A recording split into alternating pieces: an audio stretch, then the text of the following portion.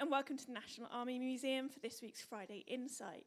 The museum is the national home of the history and the heritage of the Army, a place where you can experience the story of the Army from the perspective of those who have served in it. There are many ways to support the museum. You can buy a book in our shop, visit the cafe, donate, or become a member, where you can get exclusive discounts and your very own events programme. Today, I'm delighted to welcome Sarah Goldthorpe. Sarah is the current editor at Soldier magazine, where she has worked for over a decade. Prior to this, she worked for Eyewitness and The Guardian. Today, as part of our programming for our exhibition upstairs to mark the 80th anniversary of Soldier magazine, Sarah will be looking back through the publication's archives, highlighting some of the most iconic covers and articles from its history. There will be time for questions at the end of this discussion for both our online and in-person audience. For online audience, you can post your question in the Q&A chat bar, and these will be put to the speaker at the end of the talk. In the room, just raise your hand. Moving on with some technical points. Should we encounter any technical issues, please bear with us while we work to rectify them. Online, if your stream freezes, we suggest that you click the refresh button at the top of your browser. That usually cures all ills. A member of our team will be active in the chat bar to assist you should you have any issues or queries. With that all being said, I'm now going to hand over to Sarah.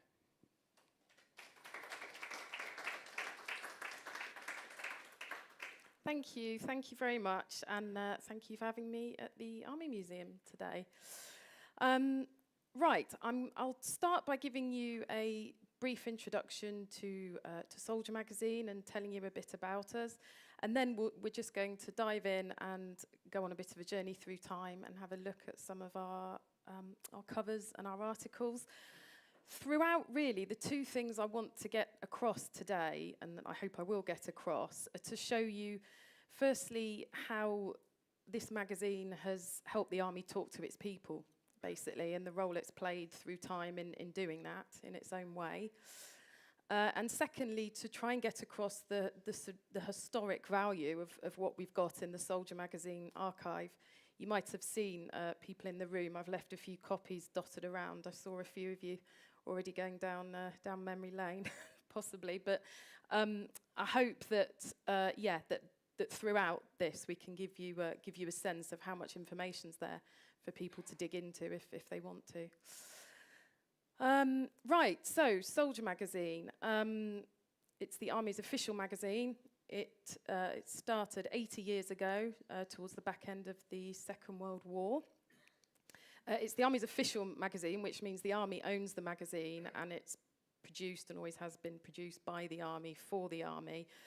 And it's been distributed across the world. Today it's still distributed across the world, and the magazine goes wherever soldiers go, basically.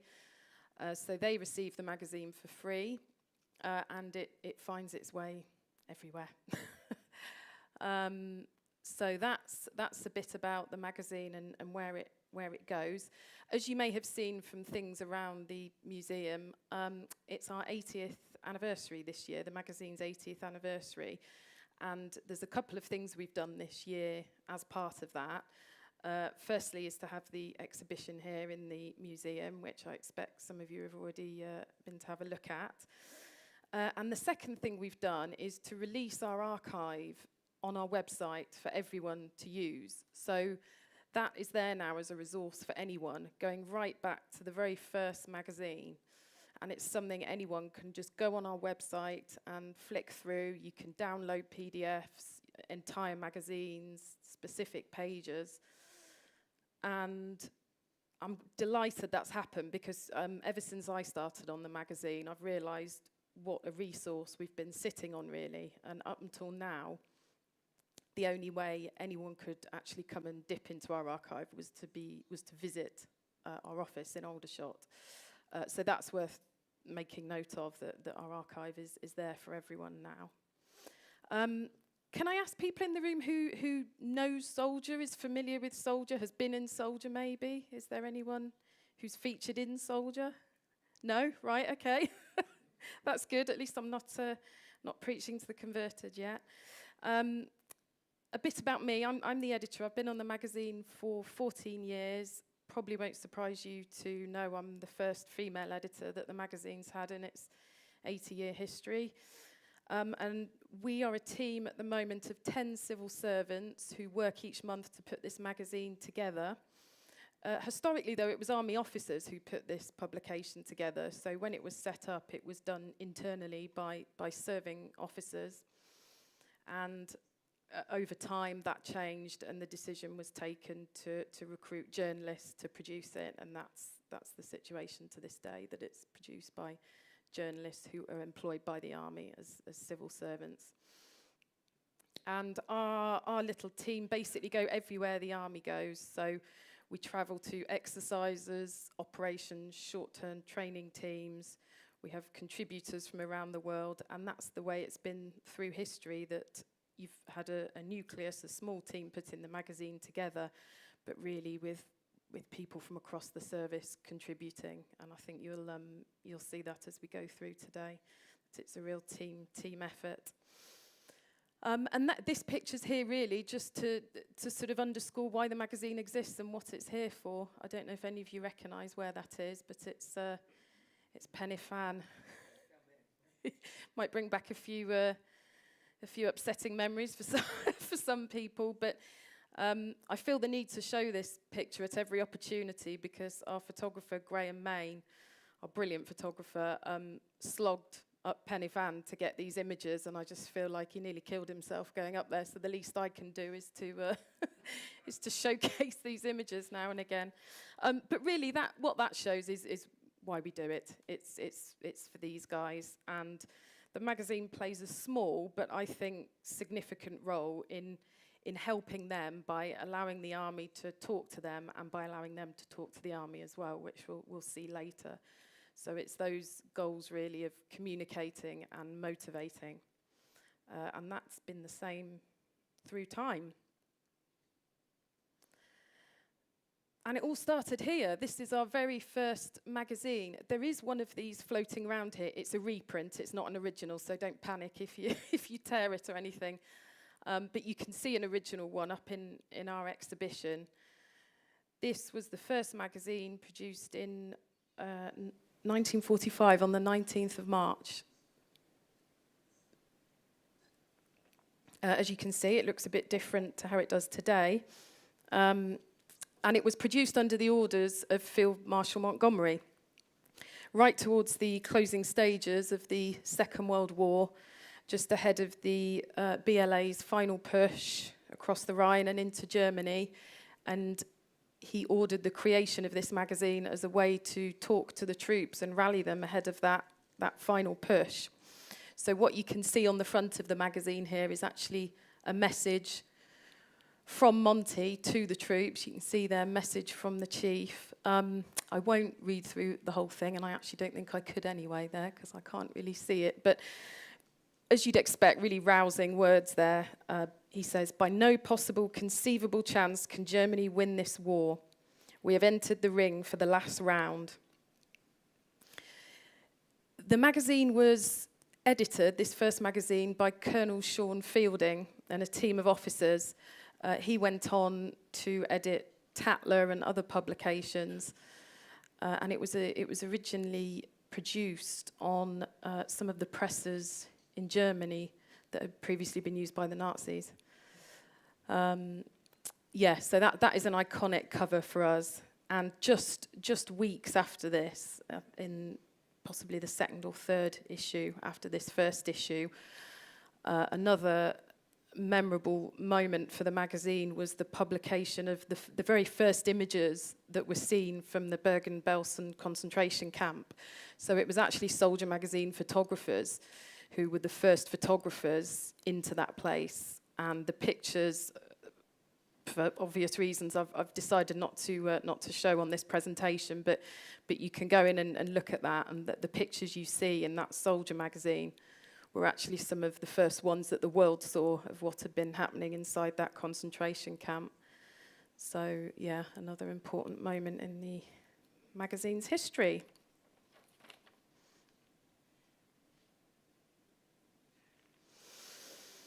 So, more than 1,000 magazines later, probably nearer 1,500 100. I don't actually know how many magazines have been produced in all that time, but that's our estimation. The magazine has been fortnightly and monthly and changed over time, so it's quite hard to actually know how many we've got there. But yes, all those magazines later, it's fair to say the look has evolved, and you can see that in some of the copies around. Feel free to pass them around amongst you. Yeah, it's changed a lot over time. But really, it's kept those same two roles, to communicate and to motivate soldiers. Our circulation at the moment is around 20,000 copies a month. That's changed drastically over time. I think when I started on the magazine, it was probably 3 times that. Bigger army for a start, and an army that was deployed in Afghanistan when I started. I started in 2011. So the circulation's changed over time. And I think what this shows is just how it's moved with the times into a glossy, colourful magazine, and as technology and printing technology and design and all these things have changed, so has the magazine. This cover here, the blue cover was some adventurous training in Australia. We've got drones, the farriers over here on the bottom left, who must be sick of Soldier magazine photographers, because we love photographing the farriers. And I think this is the Ranger Regiment up here on the left. But actually, the kinds of articles that we print haven't really changed that much over time. And what I want to do now is just show you some of the kinds of articles, and how, although the magazine has evolved over time, the sorts of articles we've printed really haven't, and fall into some broad categories. So the first kinds of articles in the magazine are occasions and iconic moments. And this really shows the magazine as a recorder of history, helping troops to reflect on their role in all these different moments. Can anyone spot the mistake on this slide? I'm going to come clean before anyone else spots it. No? Yes, thank you. The magazine wasn't around in 1914 when I was busy typing out some key dates for the British Army. Do you want a job proofreading? Whoever said that? Yeah, great. Okay, we'll have a word afterwards. Yes. So here are 4 that I consider to be really quite iconic, 4 covers. I'll just let you have a look at those for a second and see if certainly one of them I think everyone will remember well. So we'll start with the top left one, testing times. This was taken during COVID. There you can see the dreaded swab, which I think brings back some unsettling memories for us all. But I put that one there really because we probably will never have that cover again, will we? I hope we won't anyway. And it really showed soldiers adapting to a job that they could never have really expected to be doing or to have been trained for. We have medics quite regularly on our front cover, but I'm willing to bet he wasn't a medic. And yeah, just stands out really for me as a moment in time. And also a moment that was a challenge to the magazine as well, and to our production. Like everything else, actually getting a magazine out when our team are used to interviewing and chatting to soldiers and visiting them on exercises that are happening. It was, a standout moment, really. The bottom left image you can see, victory in the Falklands, and I'm sure a lot of you will recognise that image, an iconic image. I think you probably agree. This is our July 26th issue in 1982, and this picture was taken of the Scots Guards on Tumbledown, and that was taken by Paul Haley, which I think will be a name that some of you might know. Paul was a photographer on the magazine for years, and he actually travelled down to the Falklands on the QE2 with the troops at about a week's notice, I think, or less than that. And he produced some of the most iconic images that you see coming from the Falklands War. And this is one of them that appeared on our cover. Paul sadly died in 2024, but his photos went on display at the Imperial War Museum, and you can see them throughout Soldier magazine archives.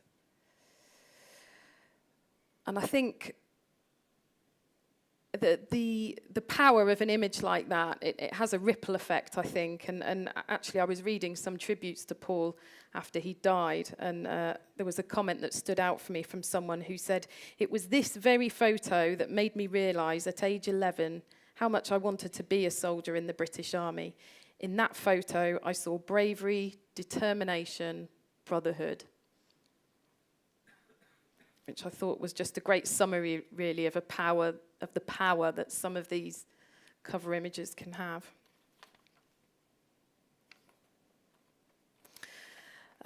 Inside that magazine, by the way, if anyone's interested in looking at that issue, it's fascinating when you actually look through them to see the diversity of articles in there. So as well as talking about the actual victory out there, there are articles about the clean-up operation, for example, that had already started at this point out there. An article on the Royal Engineers who produced maps, who had a big role in the final victory. And also things about the aftermath of war. There were actually articles in there about nightmares, trauma, things that you might not imagine would have appeared so soon after victory. So a real 360, I think, of that moment in time when you actually dip into the content. And the one closest to me that you can see here is our VE Day cover, which I thought I would put in, given that we have just marked that anniversary recently. This is our 8th of May 1945 cover. And there's a very rousing bit of editorial on the front, which I think was just written by whoever was producing the magazine at that time. It doesn't appear to be attributed to anyone. And I will just read it to you. It says, "The last enemy. Soldiers, more especially those who have been forward, squeezing the trigger, will thank their own private Lord that victory has come to their arms in this theatre of war. Should we need reminding how far we have come along this bitter, bloody road, we can look at David Lowe's imperishable drawing in this magazine. With all the guff and nonsense knocked out of us, we, the British people, stood bare and stripped in 1940 with only our guts presented to the enemy's steel. For those guts which are our heritage, let us now give praise, for they were stronger than the steel." Rousing stuff. And inside this magazine are various first-hand accounts in those closing stages, some fascinating accounts from soldiers themselves on the ground. So I definitely recommend having a look at that issue at some point. And the final cover you can see here is our tribute to the late Queen following her death in 2022. That will be a moment in time that we all remember. Very significant for me personally, because I was on the magazine at this time, and I remember we had such a job trying to decide which picture to put on the cover, given the volume of images that we had of her, and knowing the significance of this sort of cover in future years. It was a real job to try and decide which image we put on the cover. We went with this one in the end, which is a picture of her as a princess training at ATS, as an ATS officer in Aldershot, I think it was, in the 1940s. And the reason we went with this, really, is because I think it enabled soldiers reading the magazine to see their sacrifice in hers, really, almost see themselves as her, and that sort of shared experience of sacrifice and service to your country. So that was the one we went with. Very memorable one for us.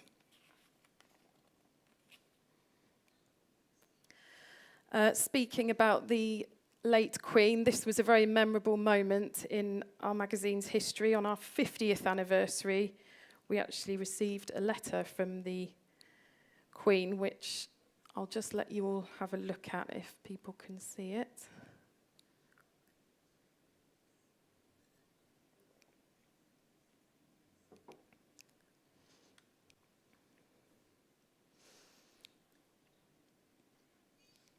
I'll just read the second paragraph for anyone that can't read it. It says, "I have long been a regular reader of Soldier and have always found it both interesting and informative. It gives me great pleasure in this 50th anniversary edition to send my many congratulations to the many contributors to Soldier, past and present, and my good wishes to all its loyal readers." I think what that shows is the importance of the magazine to high command as well as to soldiers themselves, and actually, as much as it was there to communicate down to soldiers over its 80 years, it has also been a very useful tool for commanders to gauge opinion, concerns of soldiers, what are they talking about. And I remember being absolutely terrified when I joined the magazine and people said, if you make a mistake, Her Majesty will see it. But yes, it's, important one to us, that.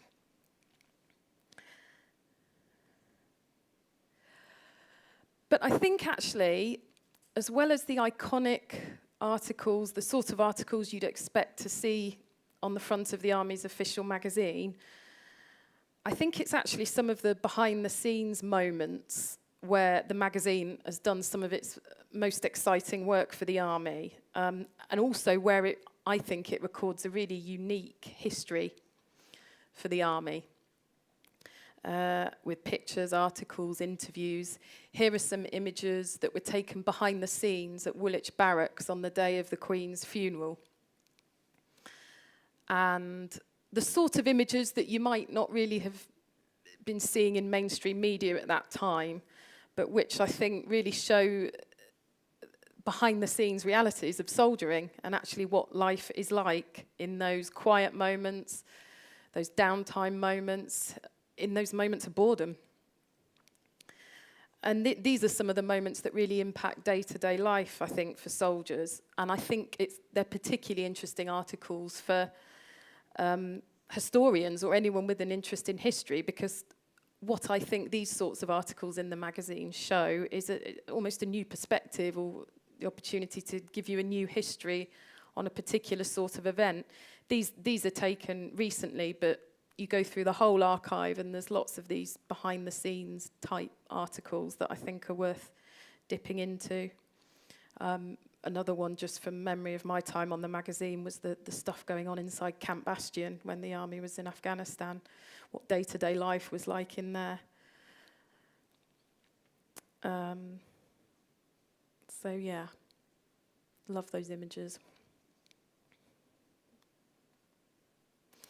Another type of common article that you see through our archive over 80 years is the fun and the funny stuff. Warfighting is a very serious business, but in my experience, soldiers are not. And this is a chance for the humour to shine through in their magazine.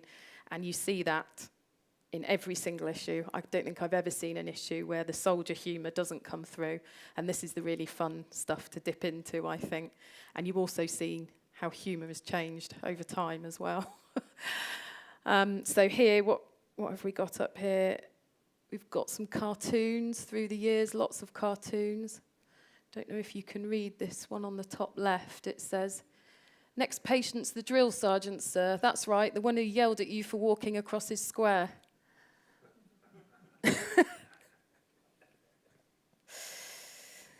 And of course, humour boosts morale, as does a celebration of the perks and the benefits of Army life. So you can also see here sporting coverage. We've got very thorough sporting coverage through the history of the magazine. Off parade, talking about things going on outside of work. And some images here of adventurous training, which is a very important part of service life now. I think those pictures were taken at Trails End Camp, possibly in Canada, one of the adventurous training locations. And I'm not sure what's going on here, but I just liked it. It's probably an assault course, isn't it? So I'm not sure you could really call that downtown, but they look like they're having fun, so so we included it. And I think the magazine's done that brilliantly over time. These days, of course, soldiers can talk to each other online, and there are other forums for sharing humour, but I think the further back you go, the more importance it seems to take, the sort of sharing of the lighter moments.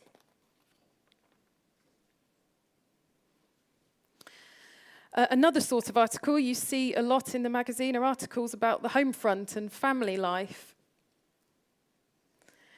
This is a column from Anne Armstrong. Does anyone remember her? She was a much-loved Army wife and Soldier magazine columnist in the 90s. And she was a campaigner, and she campaigned over lots of things through the pages of Soldier magazine, the state of other ranks' quarters. She campaigned on that. And I'm also told that she helped to get the nil paycheck outlawed at one time. Damage to army quarters or to accommodation, your pay would be docked. And if it was docked enough, you could go home with no money, which is obviously a problem if you have a family. So she campaigned quite hard to get that outlawed, and it was in the end. And a lot of that was through the pages of Soldier magazine. I just want to read an extract you can see highlighted from this column, which made me smile, but actually there is a serious point to it. But it's an army wife relaying her experiences of marriage counselling. So her and her husband had obviously ended up in marriage counselling. And she writes through this column, "The day I had anticipated with dread finally arrived. The counsellor assured me that anything I said was in complete confidence. I felt so relieved when I realised I was free to talk and was so choked up I didn't know where to begin. I'd always previously felt a burden to my friends. That evening, I sat and wrote down everything I'd hated and resented about my husband since we were married. It took 13 foolscap pages." Wow. Perhaps some people here can relate to that. I'm keeping very quiet. But I think there's a serious point to this, which is the impact that if things aren't right on the home front, the impact that has on the day job and actually on operational effectiveness. And over the years, Soldier magazine has been a great forum for people sharing their problems and families sharing their problems, and I guess finding a sense of community and realising that you're not the only ones with these problems when you read about them. So I was dreading if I read that out, someone might know who'd written that and that I'd be for it, so I'm quite relieved. And the magazine's published advice, signposted people for help, to help, and various interviews all about life on the home front. Another common type of article you'll find all through our history, the exercise or training write-up. Lots of articles giving you real detail about training exercises, what skills they were testing, what life was like on them, what they were doing. Probably the biggest category of article that we have. And even from the very first couple of magazines, lots of good stuff on training and really giving soldiers the bigger picture of what they're doing beyond their trade or beyond their corps, which I think is valuable. And a forum to share lessons and mistakes. This is a memorable one for me. This was my first training exercise I went on with the Army in Alberta in Canada in 2011. And the exercise was Exercise Prairie Storm. And this one's memorable for me for two reasons. Firstly, because fresh into the world of the Army and never having been around the Army, I turned up to my first training exercise. You can see the conditions here in bright white trainers, which I soon realised the errors of my way, not least when a senior NCO who was there walked straight up to me and took one look at my feet and said, "What are those on her feet?" And I was marched off to get some better footwear. So yeah, that one stands stands out to me. Also memorable because quoted in this article, and it's only recent history, it's 2011, is our current Chief of the General Staff, Rolly Walker, who was a commanding officer at the time, and I think they were playing the Op4. I think they were the opposing force, and I had to be reminded actually when he took up the role that we'd interviewed him on this exercise. So he features in this one, as does our esteemed museum director, Justin Maciejewski. He features in here. He was the brigade commander at the time, and he was also the first senior officer that I had ever interviewed. So yeah, that was memorable. Other kinds of articles, interviews and articles with the veterans and with our veteran community, really important part of the magazine's history. Helps to give troops a sense of history, a sense of camaraderie, a sense of where they fit into the big picture. This one, beautiful picture there, that chap's called Douglas Naylor. It was at a Royal Star and Garter home in Solihull. And it was for one of our remembrance magazines, and it was looking at remembrance and how that is for veterans who are struggling with dementia, and the struggle to keep your military memories alive when your memory's failing you. Very moving. But yes, our veterans are an important part of the magazine's content, and for the younger soldiers as well, to learn from those memories and to deepen their knowledge of their organisation. Battlefield stories, of course, really important to inspire readers, to help them find role models, promote the Army's values and standards, and create a shared identity. These are some of the operational honours and awards that were given out during Op Herrick, and we would run pages and pages of those. Some amazing stories in there, largely coming from citations that you can dip into and read. And of course our VC recipient, Josh Leakey, paratrooper in 2015. I remember that cover because boy, did that man not want to do that photo shoot. He was an absolute gent, but he really, really did not want to do that photo shoot. So yeah, that's why that one stands out for me. More recent types of articles that you see are those around destigmatising mental health problems. But actually mental health, it comes up a lot through the whole archive, and it's certainly not a modern day issue. But really the second half of our archive, the second 40 years, you see it being talked about more and more. And post-Afghanistan, the magazine's had a big role in promoting good mental health and helping soldiers to seek support and to speak out.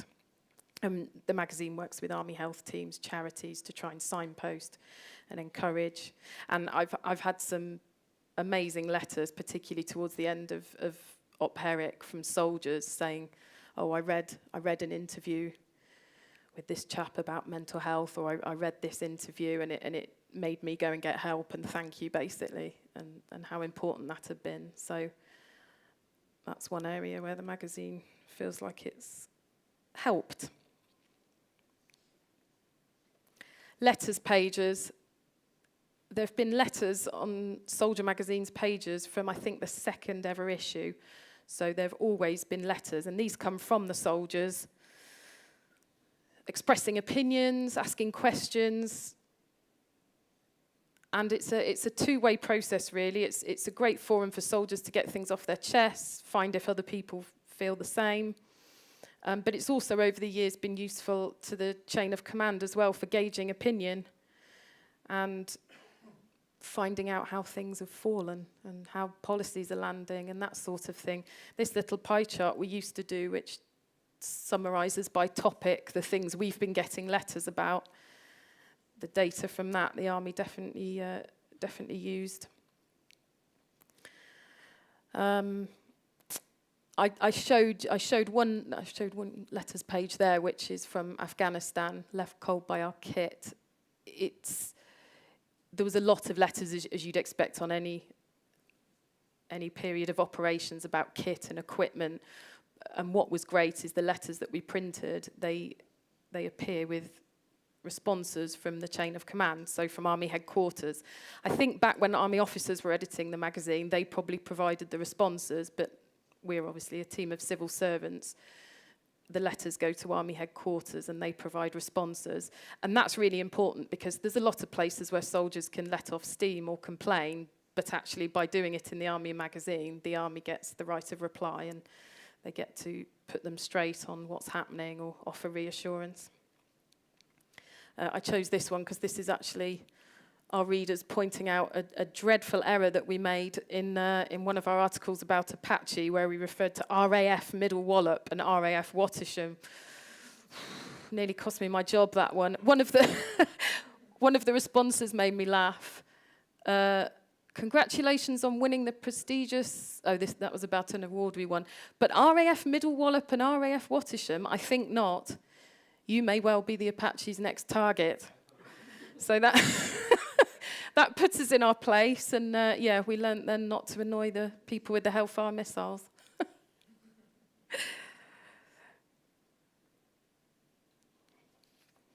Kit and equipment information, that's another category of information. Any anoraks out there that love all their military equipment, and you can go to town in our archive. Details of specs, interviews with testers, lots of feedback.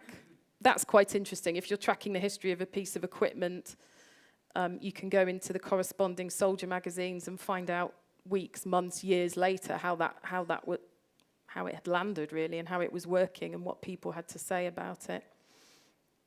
That's a cover with the Glock 17 from 2013, and this is a Beverley transport plane. I think it used to transport paratroopers in the 50s. But yeah, lots of good stuff in there about kit, and really important for the Army as well to be able to explain a bit more about kit, when it's coming, when their unit might expect to see it, how it's being modified over the years.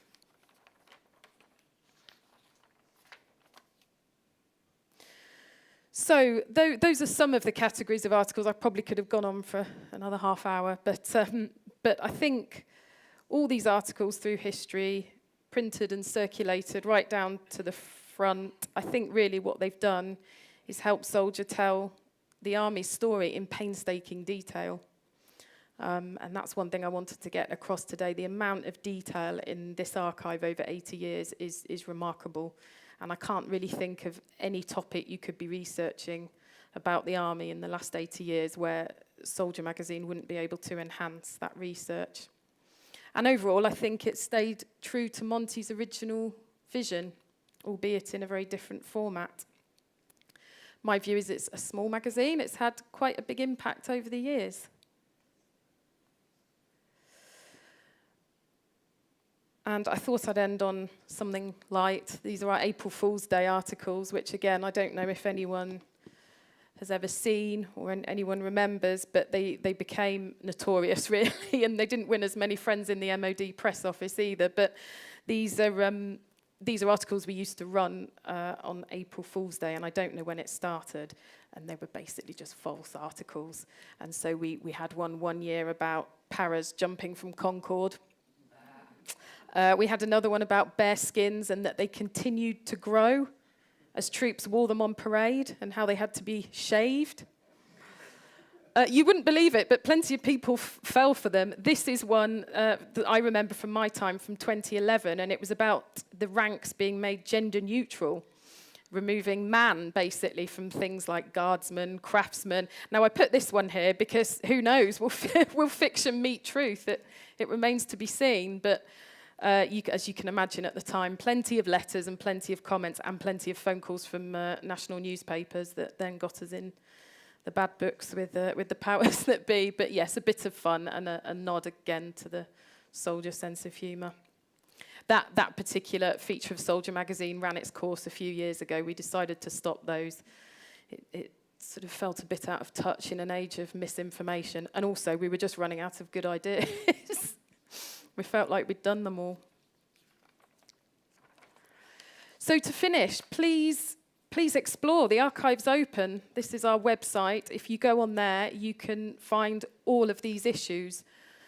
There's a few we've got teething problems with, but not many. So you may be unlucky and stumble on one that there's a problem with, but it's a work in progress, and I think a really exciting resource, whether you want to find something relating to your time in service, a particular conflict that interests you, even a family member. You can go in there and search names. It has been done. So if you know of someone who served and you want to see if they appear, it's a really exciting resource that we've opened up in our 80th year.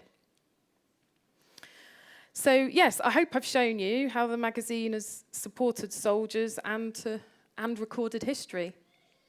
Both of those things over the years, and that it's a resource that's worth looking into and maybe learning a bit more from. I'm happy to answer any questions now. I will warn you, I'm not a historian, I'm a journalist, but I will try my best if you've got any questions. And thank you very much.